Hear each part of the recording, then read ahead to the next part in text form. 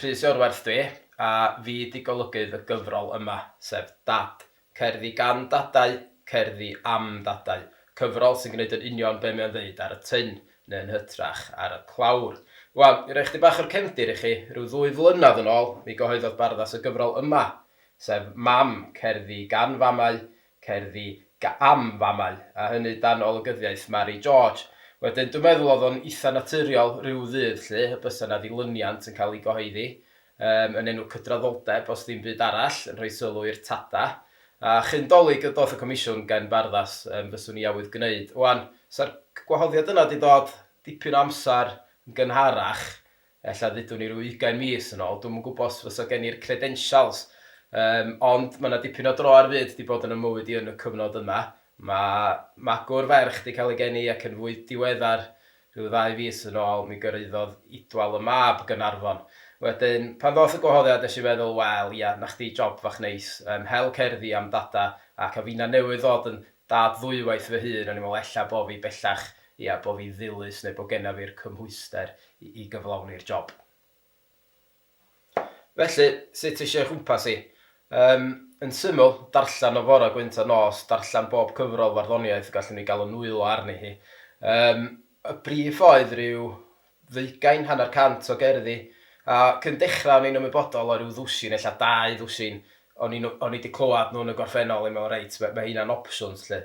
Ond erbyn i fi ddechrau darllen, ges i y sioc rhyfedda, achos ar yn rhestr i yn y pen draw, mae yna 120, 130 o gerddi gwahanol.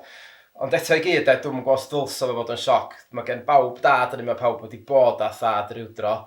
Mae'r rhan fwy yn yma llawer o feirdd gwrywaidd am ddod yn dada. Felly mae'r cymeriad y tad yn rhan mor sylfaenol o'n bywyda ni, yn gymeriad holl bresennol. Ella na ddyla fo fod i perysyndod o fi bod cynifer o'n beirdd ni dros y blynyddoedd wedi naill ai canu i'w tada neu am y profiad o fod yn dad. Ond yn amlwg y talcan calad wedyn oedd chwynnu a chwtogi a dewis a dethol yn o'r rhestr hirfaith yma. A yn syml oedd rai fi roed chydig o fini prawf i fy hun a be nes i yn gyntaf penderfynu reit, 1 bardd, 1 gerdd de. Gan obeithio so hynny yn rhoi yr amrywiaeth lleisia mwyaf posib i'r gyfrol.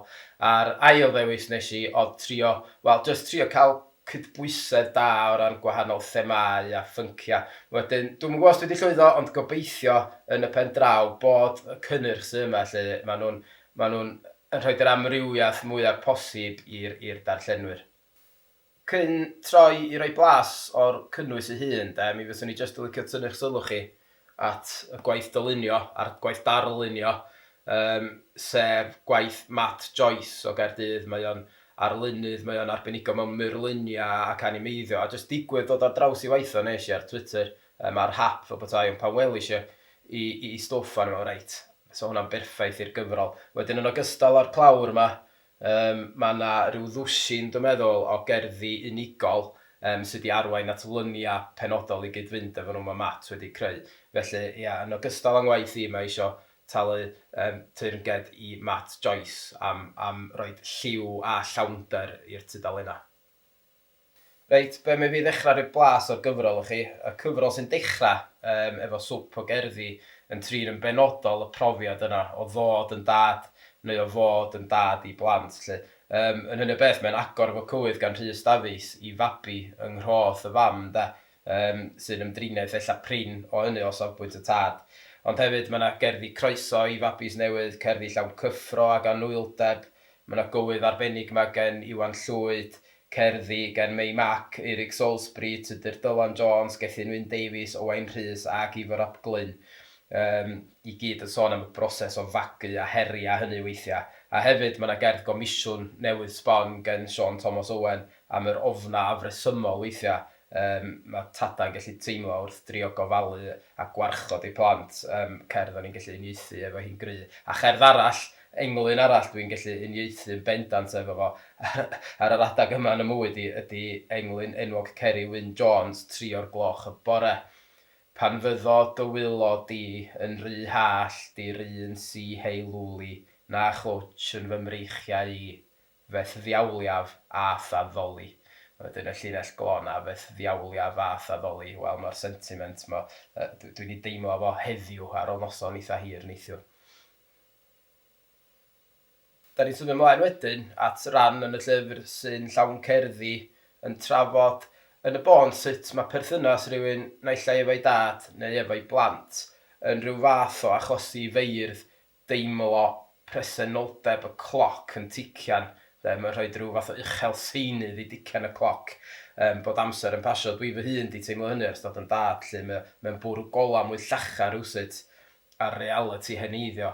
A hefyd, be mae'r cerddi yn y darn yma o'r gyfrol yn wneud ydy, mae yna dipyn o'n nhw sy'n mynegu y sylweddoliad yna, bydd yn rhaid a chitha'n dad lle, i chi adael eich plant. Wel, dorri cwysi hynna'n yn y byd yn y pen draw, unigolion bach annibynnol ydyn nhw i gyd, a mae hynna'n dod â'i wefr gyffroes, ond mae hefyd yn dod â'i gymlethdodau am yr beirdd.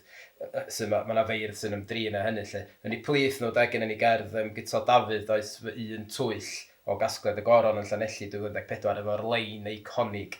Ydy hi'n deg gen i hwn yn un o bobl sy'n diflannu a meni plentyn yn y Gymru sydd ohoni lle, cyn dod i'r casgliad pa obaith sydd ond hwn. Wedyn mae yna beth eraill fel soned gen Hywel Griffiths am ei ferch o'n taflu carreg i'r dŵr ac yn sgil o ffaith bod hi wedi gadael ei marc yn y dŵr. Mae'r gerdd yn awgrymu bod hi'n gadael ei marc ei hun ar y byd. Mae yna bethau sgafnach, unrhyw un sydd wedi clywed Jos Giat Goch ar y talwrn, mae gen fo gerdd gair o brofiad, o fod yn gwybod be i'w ddisgwyl. Mae yna bethau doeth iawn yma fel cyngor doeth iawn fel ma rod y ben mewn popdy i weld os ydi o ymlaen, diffodda injan motorbike cyn chwarae efo'r chaen, y math yna beth, llu o gynghorion tebyg.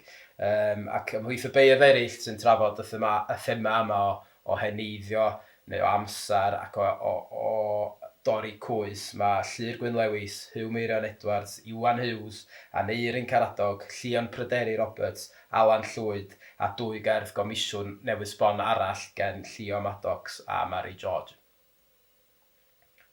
Gen i adran wedyn sy'n trafod y gwahaniaethau yma sy'n gallu ymddangos rhwng y cenedlaethau, y bwlch lle, sy'n ymddangos weithiau rhwng tadau plant. Ond mae yna hefyd gerddi sy'n dathlu y pethau tebyg, yr undod, y dolenni cyswllt yn y llinach. Mae Gwyn Thomas, Gwynfor Dafydd, Gruff Owen, Tegwyn Jones, Gwenall Llwyd Ifan, Myrddin Ap Dafydd, Idris Reynolds, Twm Morris a Dylan Iorwerth ymhlith y beirdd sy'n trafod y themau yma. Dylan Iorwerth fel mae'n digwydd efo darn o cerdd am y diwrnod pan fuon ni'n chwalu llwch i dad o, sef yn nhaid i. Y pennill ola'r gerdd, adnabod wynebau o dro i drwyn, o'i wen a'i wallt, a'n criw unig crynon adlais o'i lais a'i lef, yn garreg ateb i wyneb o.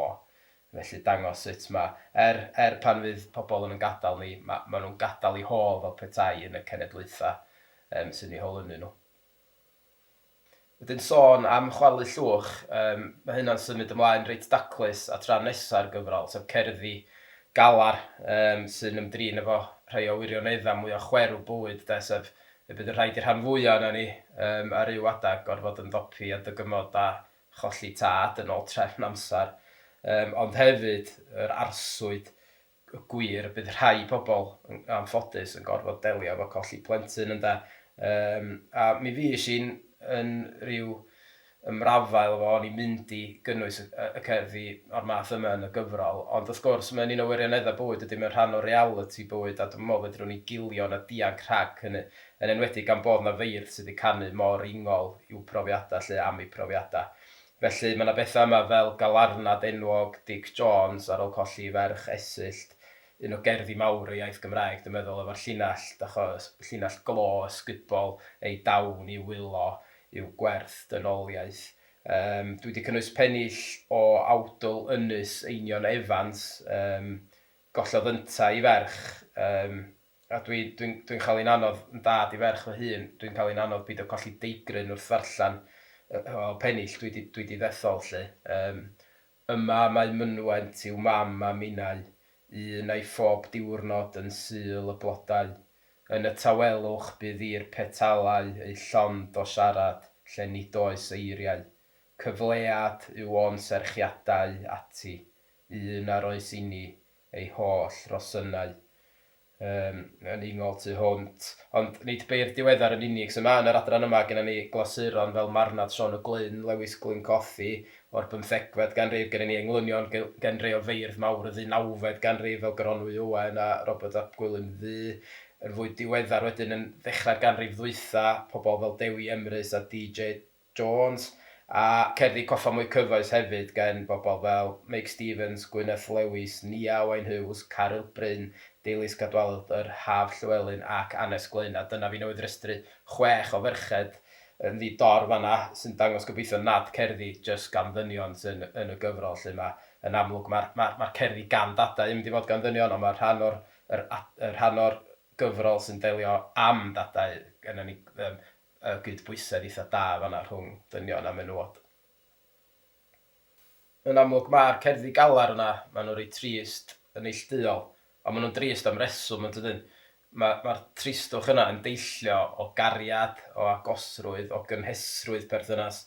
A mae'r gyfrol yn cloi wedyn yn fwy dyrchafol. Mae'n dathlu perthynas pobl efo'u tada, neu mae yna gerddi yma gan feirdd sy'n canu teyrngedau i'w tada arbennig nhw.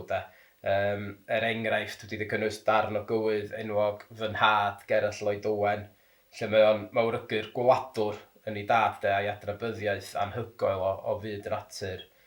Dyma bennill i chi. Clywai yr hyn nas clywem, dair erw draw, eryr drem, gwelai regen mewn gwenith, ar fy ngair fe glywai'r gwlydd. Trwy'r deall nas deallwn, yn hir y cyrch, cynnu'r cwn, godi'r llwynog, darllenau reddf am reddf, pa ffordd y rai. Wedyn, yn ogystal â hynny, mae yna bethau fwy anisgol. Enghraifft, mae gennym ni gywydd gan Carwyn Ecli i'w listad, cywydd ysgubol, yn yr un modd englyn teimladwy gan Iwan Rhys am y profiad o fod yn listad. A gennym ni gerdd bwerus gan Peredur Lynch am ei dad yn diodda o iselder lle sy'n darlunio y tad ma'n encilio, ond eto wastad yn dod yn ôl at ei deulu lle. A cherdd arall nes i wirioni arni o'r darlleniad cyntaf pan ddod ar ei thrawsi, sef Pupur Coch gan Casia William, sy'n darlunio'r tad o safbwynt y fam, a hynny'n beth eitha prin o'r holl ddeunydd eisiau drwyddo nhw. Dyna'r unig un oedd yn draws oedd yn gwneud hynny fel petai. Ochr yn ochr â hein, mae yna feirdd mor amrywiol a Geraint Lyfgrin, Greg Muse, Sarnicol, Dyfnallt, Emyr Lewis, Tom Parry Jones, John Gwilym Jones a Merery Topwood. Felly, dyna ni taith sydyn drwy'r gyfrol Dad, cerddi gan Dadau, cerddi am Dadau wedi golygu gen i, Rhys Iorwerth. Os fuoch chi'n gwrando yn astyd arna i, ac os fuoch chi yn cyfri, mi fyddwch chi wedi sylwi bod fi wedi enwi bron i 30 o feirdd yma yna. 30 o feirdd gobeithio efo'i holl leisio gwahanol sy'n rhoi darlun amlweddog, amlochrog i ni o fyd ac o fywyd y tad yn ei holl amrywiaeth rhyfeddol. Barddas sy'n cyhoeddi, mae hi ar werth am 10 punt, ond am y 10 punt yna gewch chi 5 ceiniog o newid. A hynny mhob siop lyfrau Gymraeg dda ac ar-lein hefyd, wedyn mwynhewch y darllen. Hwyl.